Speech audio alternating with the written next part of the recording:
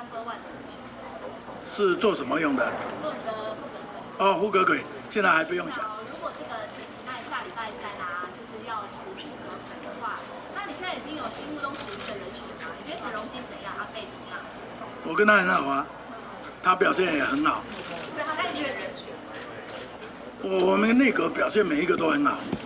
那谁是你心中的 Number One 的人选？是做什么用的？做你的负责人。哦，胡可鬼，现在还不用想。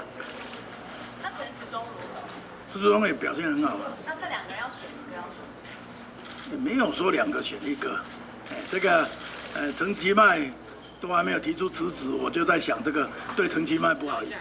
就是陈其迈副院长有《自由时报》报道说，他的竞选口号叫做“有市长会做事”，跟你的“有政府会做事”好像有一点雷同，会不会觉得怎么用我的这样子？不，这个有政府会做事是真的，在蔡总统领导下，我们这个政府就是要会做事，才能应对各种需要，回应人民的期待。而陈其迈副院长这1年多来在内阁帮忙很大，他是内阁的成员之一。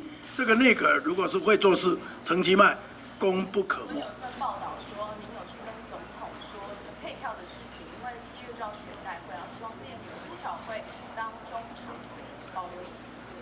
这个报道是错误的，也没有查证，很可惜，也很遗憾，不该这样。而我和总统无所不谈，而且我们谈各种国政，千万，倒没有谈过什么党职、选举、配票的问题。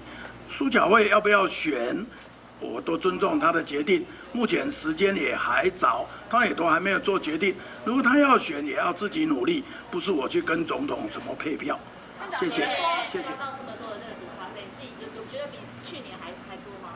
我对于警察同仁不眠不休，从各方面拿出办法，能够破获大案，我非常的肯定，也很感谢。而这个毒害，你想想，如果流入市面，会有多少人受害？所以我很肯定，很感谢我们警政署能够这么努力，做出这样的成绩。但这样的成绩，我觉得更可见有多少人在做这种坏事。所以我还是要再进一步要求警察同仁，一定要把这个毒品防治到滴水不漏，减少人民，尤其青少年学生受害。7月7号要从钓鱼船队要到钓鱼台护主权，那您支持这样护主权的做法吗？那或者是您怎么看日本要改立这件事情？主权一定要维护，每一个人都要维护。那我们对于相关事情的应对，每一件事情怎么样应对，政府一定会在坚持主权，但我们也会对每一件事情做最好的应对。